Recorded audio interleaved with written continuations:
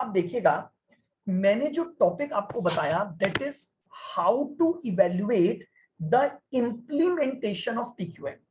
यानी एक कंपनी है जो एट प्रेजेंट टीक्यूएम फॉलो नहीं कर रही थी और उसे ये दिखाई दिया कि टीक्यूएम फॉलो न करने के कारण हमारे लॉसेस बहुत ज्यादा हो रहे हैं। तो उसने ये सोचा, यार क्यों ना अब हम अपने यहां पर टीक्यूएम सिस्टम को फॉलो करें।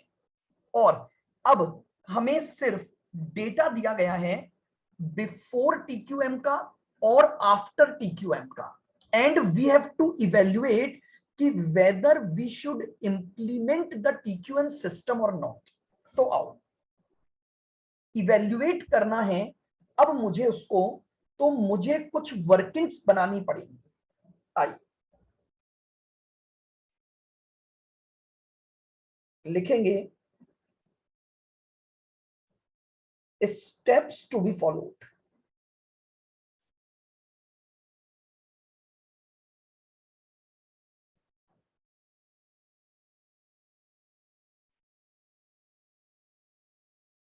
Steps to be followed.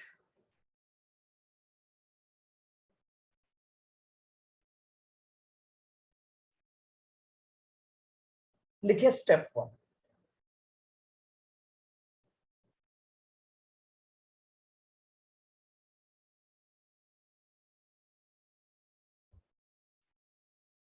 Identify number of units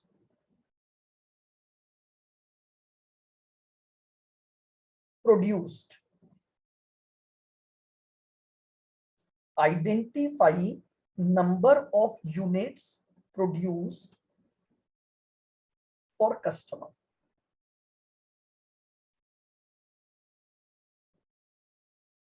मैं सबसे पहले ये निकालूंगा कि यार कस्टमर ने मुझे ऑर्डर दे दिया, उस ऑर्डर के अकॉर्डिंग मैं कितनी नंबर ऑफ यूनिट्स प्रोड्यूस करूंगा।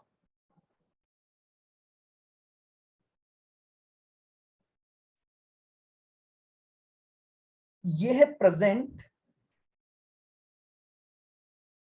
और ये है आफ्टर टीक्यूएम। प्रेजेंट सिस्टम में कैसे काम करूंगा और आफ्टर टीक्यूएम में कैसे काम करूंगा। मैंने सबसे पहले लिया यूनिट्स,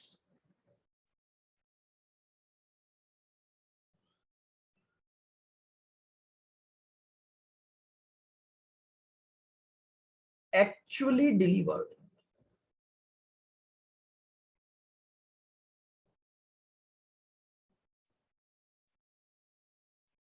यानी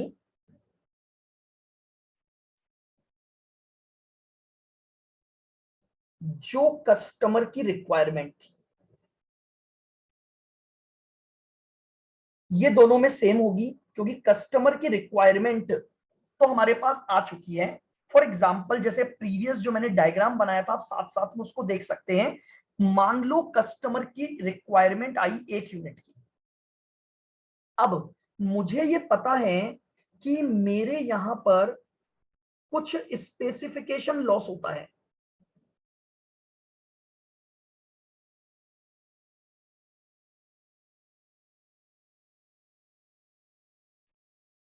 इसका मतलब मुझे वो स्पेसिफिकेशन लॉस प्लस करना पड़ेगा।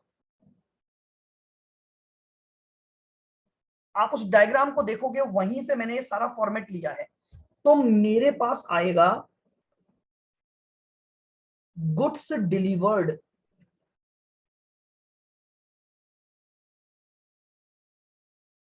To customer.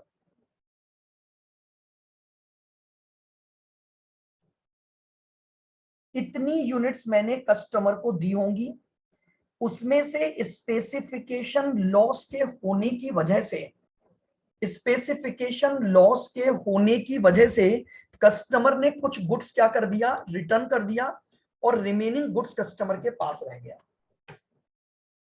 आओ प्लस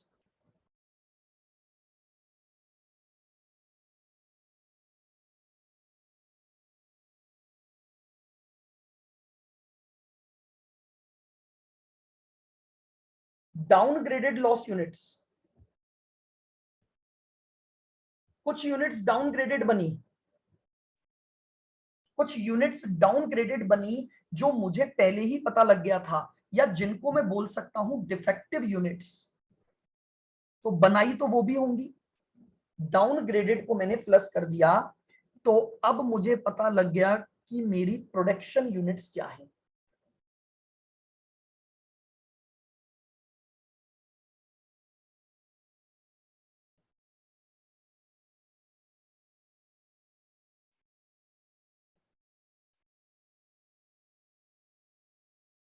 क्योंकि जानते हो जब प्रोडक्शन पता लगेगा उसी आधार पर आगे काम होगा। बताइए, अगर आप ध्यान से मेरे कल वाले डायग्राम को देखेंगे तो मैंने इसी ऑर्डर में चला था और आपके पास एक्चुअल रिक्वायरमेंट को मैंने निकाला था। अब वहीं से मैं एक वर्किंग करके सारी चीजों को कैलकुलेट करूंगा। तो स्टेप नंबर 1 में मुझे ये ढूंढना है कि according to the demand of the customer मुझे कितनी यूनिट्स का प्रोडक्शन करना पड़ेगा। आ जाओ।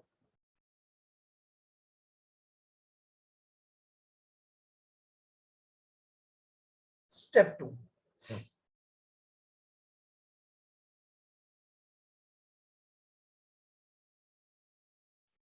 Identify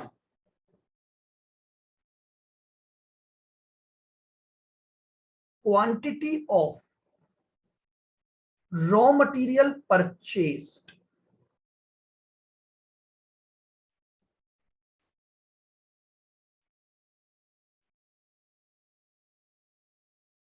and cost of purchase।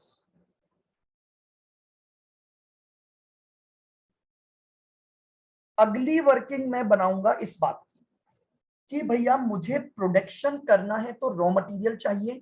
तो पहले तो मैं ये सीखूंगा कि कितनी क्वांटिटी में मुझे मटेरियल चाहिए और फिर उसकी कॉस्ट निकाल लूंगा।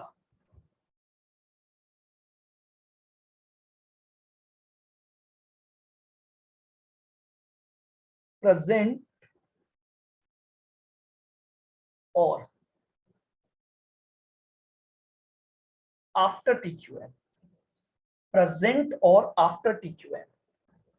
बताइए, अगर मुझे ये पता लग गया कि मुझे इतनी यूनिट बनानी है और मुझे ये पता है कि एक यूनिट को बनाने में इतना मटेरियल लगता है, तो कंजम्पशन आ जाएगा कि नहीं आ जाएगा? याद करो, डायग्राम पर जाओ, ये देखो।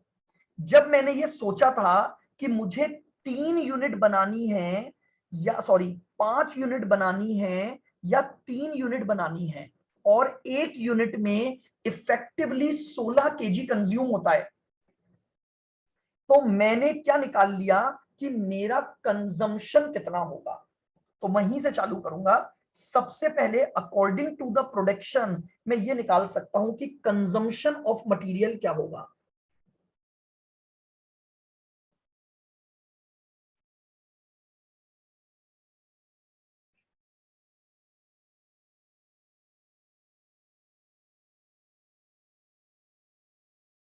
कैसे निकलेगा?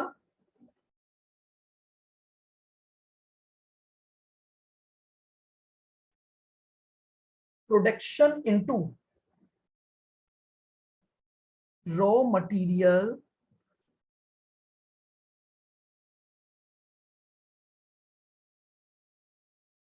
Required per unit. ये लीजिए, ये मेरे पास कंजम्पशन आ गया, लेकिन कंज्यूम हुआ था तो प्रोसेसिंग के दौरान नुकसान भी हुआ था, तो खरीदना तो ज्यादा पड़ेगा, तो यहां पर प्लस कर दूंगा प्रोसेस लॉस।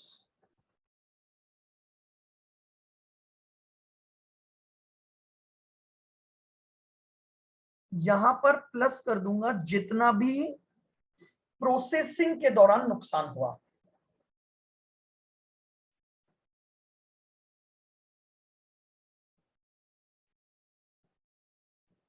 यानी ये जानते हो मुझे क्या लग गया, मिल गया, raw material issued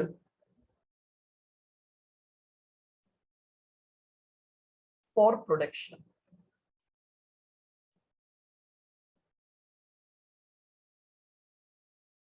raw material issued for production, ये मुझे मिल गया।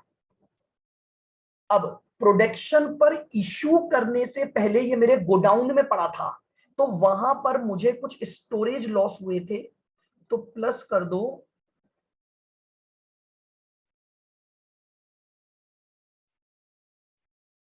Storage loss.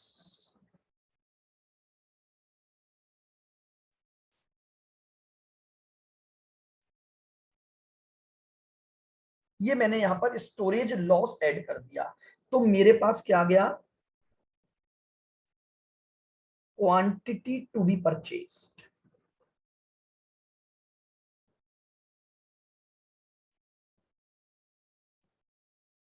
मेरे पास आ गया क्वांटिटी टू बी परचेस्ड।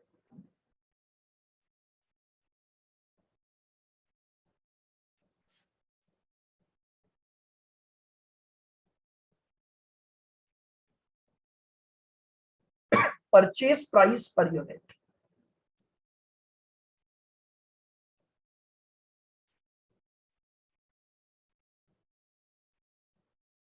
जो भी मेरी परचेज प्राइस होगी वो लिख दूंगा। अब अगर मुझे इतनी क्वांटिटी इस प्राइस पर खरीदनी है तो मुझे मेरी परचेज कॉस्ट मिलेगी, ये लीजिए।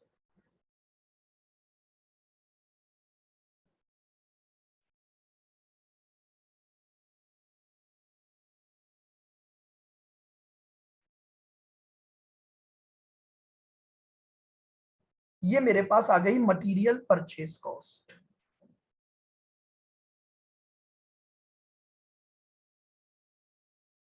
ये मेरे पास आ गई material purchase cost.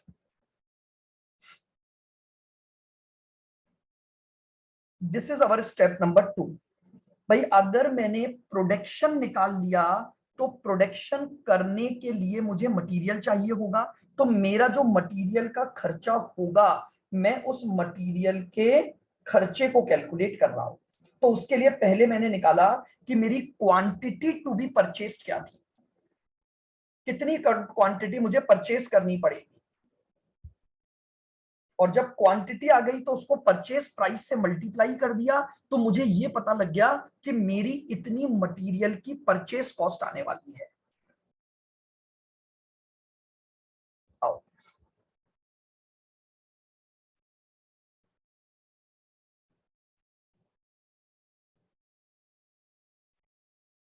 Step number 3,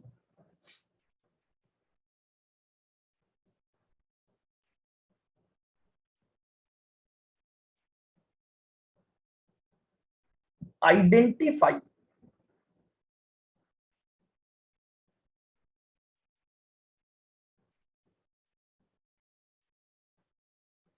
machine hours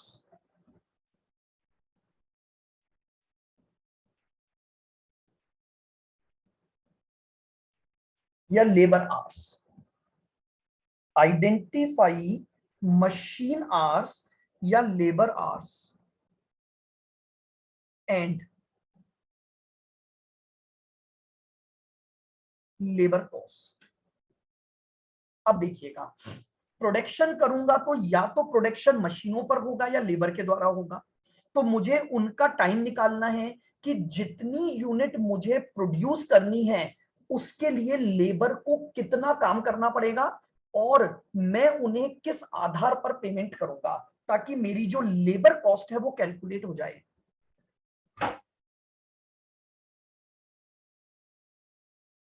present और after TQM.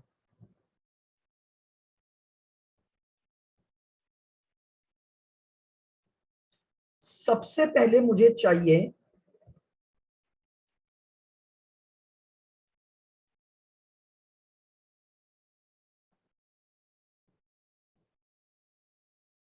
Consumption of hours. Consumption of hours का मतलब जितनी यूनिट बनाऊंगा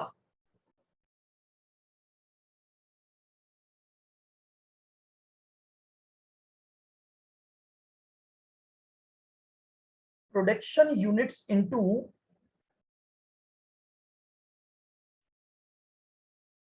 आवर्स रिक्वायर्ड पर यूनिट। तो सबसे पहले मेरे पास कंजम्पशन ऑफ आवर्स आ जाएगा कि मुझे टोटल इतने आवर्स चाहिए। लेकिन मान के चलो जितने आवर्स आप काम करवाओगे ना उतने आवर्स इफेक्टिव नहीं होते, कहीं ना कहीं आइडल टाइम तो आता है।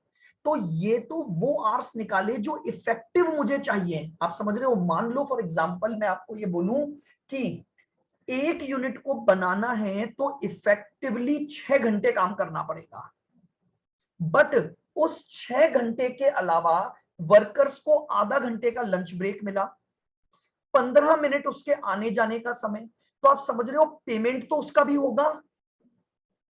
तो ये तो मैंने जो कंजम्पशन ऑफ आवर्स निकाला, ये कंजम्पशन ऑफ आवर्स क्या है? जो एक्चुअली कंज्यूम्ड उसको करने हैं प्रोडक्शन पर्पस के लिए। ठीक है, इसमें ऐड कर दो आइडल टाइम, इसमें ऐड कर दो आइडल टाइम।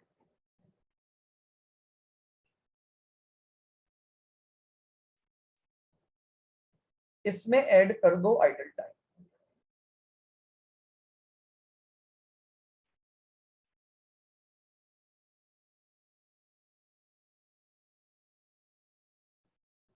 ये आपके पास उनके ग्रॉस आवर्स आ जाएंगे।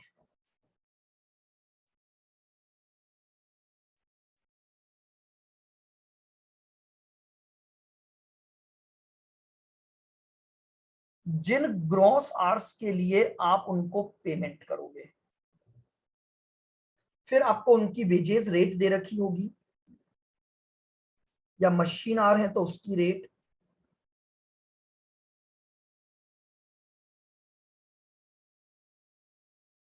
Rate per hour.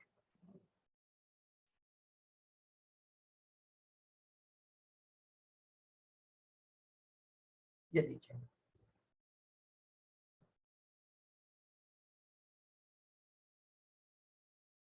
वेजेस या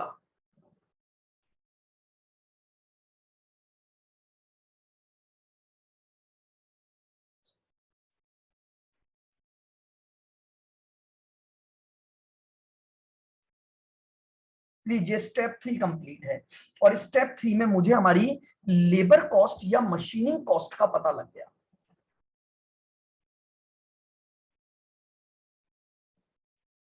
अब हम एक comparative cost benefit analysis chart बना लेंगे स्टेप नंबर 4 में, और वही हमारा आंसर होगा।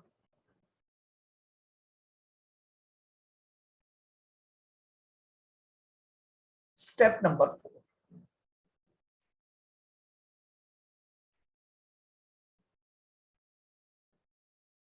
प्रिपेयर कॉस्ट बेनिफिट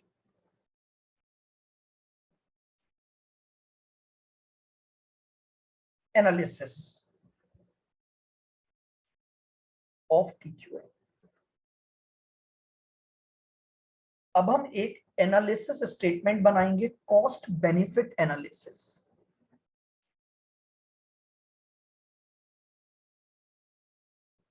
प्रेजेंट और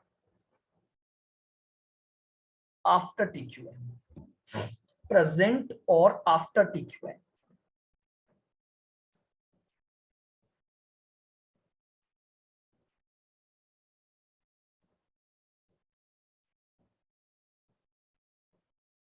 सबसे पहले तो मैंने ले ली सेल्स,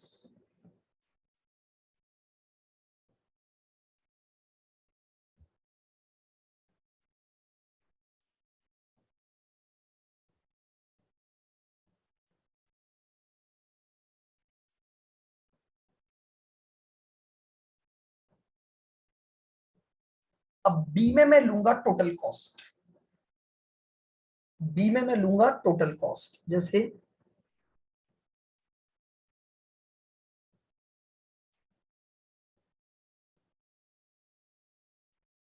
मटेरियल कॉस्ट ऊपर वर्किंग में ऑलरेडी निकाल चुका हूं। यहां क्या मटेरियल कॉस्ट लग रही है, यहां क्या मटेरियल कॉस्ट लग रही है।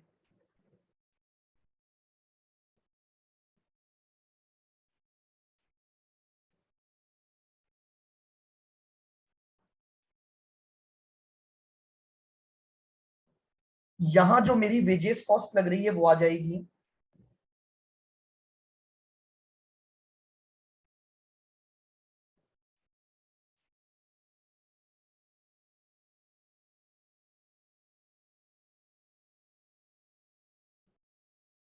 अगर मशीनों के वो खर्चे हैं तो वो आ जाएंगे।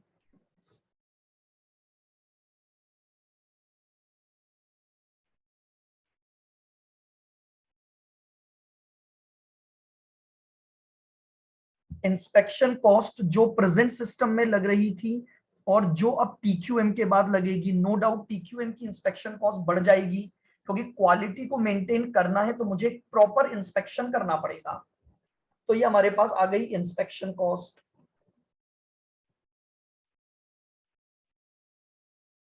Warranty claims,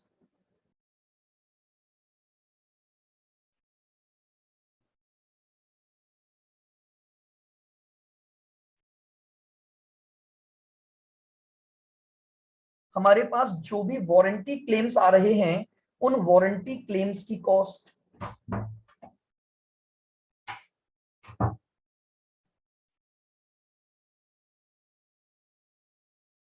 preventive maintenance cost,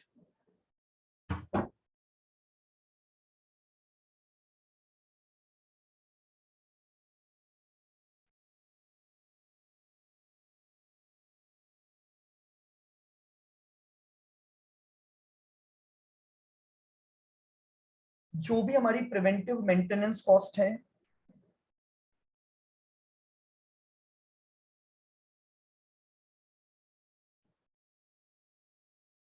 quality programme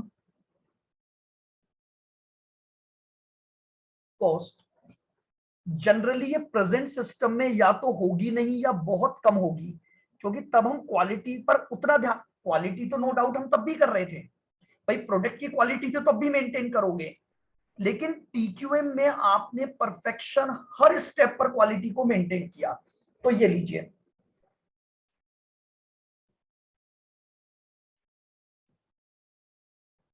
other cost, जैसे मान लो एम्प्लॉइज को ट्रेनिंग देने की कॉस्ट है, कुछ पार्ट के रिप्लेसमेंट की कॉस्ट है, तो आपको जो भी कॉस्ट दे रखी है वो सारी कॉस्ट आप लिख दोगे।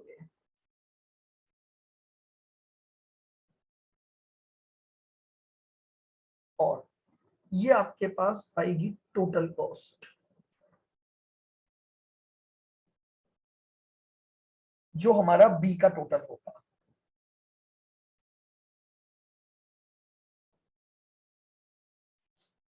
देन हम प्रॉफिट निकाल सकते हैं।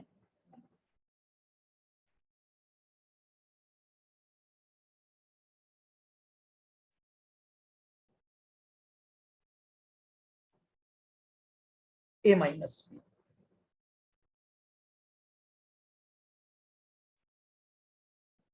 यानी अगर हम प्रेजेंट सिस्टम पर काम कर रहे हैं तो प्रेजेंट सिस्टम पर हमारा प्रॉफिट क्या होगा, और अगर हम टीक्यूएम को फॉलो कर लेते हैं तो टीक्यूएम को फॉलो करने के बाद हमारा प्रॉफिट क्या होगा।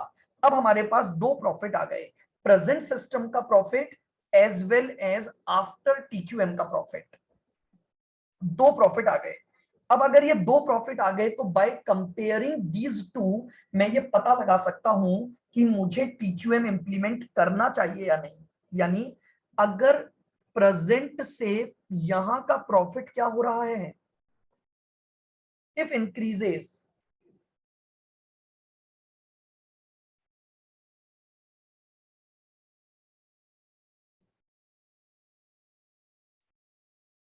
तो yes TQM should be implemented, yes TQM should be implemented.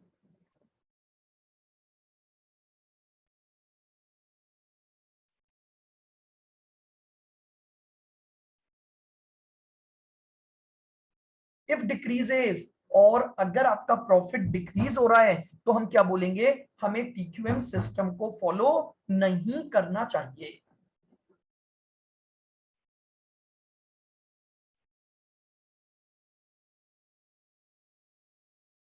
बताइए क्या बिल्कुल क्लियर है ये पॉइंट?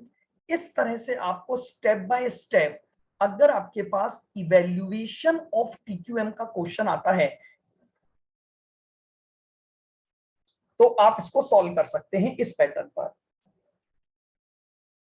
वन, आपके पास जो एक तरह का क्वेश्चन है वो बिल्कुल एग्जैक्टली इसी पैटर्न पर आएगा कि हाँ, आपके पास सारा डिटेल्ड इंफॉर्मेशन होगी प्रेजेंट सिस्टम की और आफ्टर इंप्लीमेंटेशन ऑफ टीक्यूएम की। आपको सिंपली सारी वर्किंग्स करनी है, हर चीज क्वेश्चन में दी हुई होगी और उसके बाद सिर्फ प्रॉफिट निकालकर आपको ये करना है कि हाँ, इसको इंप्लीमेंट करने की वजह से हमारे पास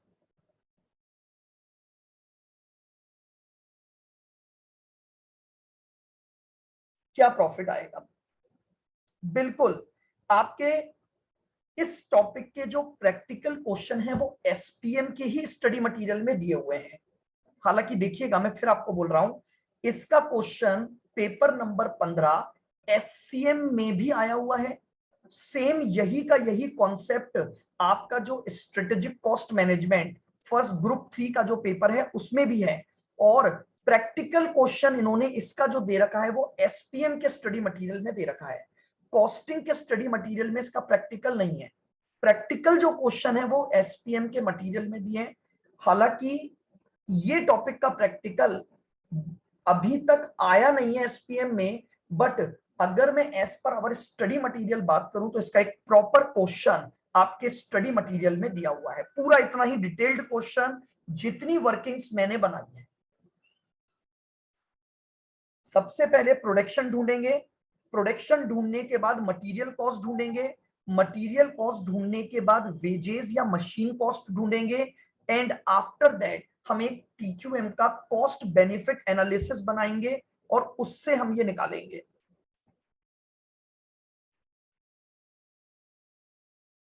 एसपीएम से 2 प्रैक्टिकल आते हैं, 2 तो कंफर्म आएंगे प्रैक्टिकल आपके पास एसपीएम से, बाकी थ्योरी आएगी पूरी।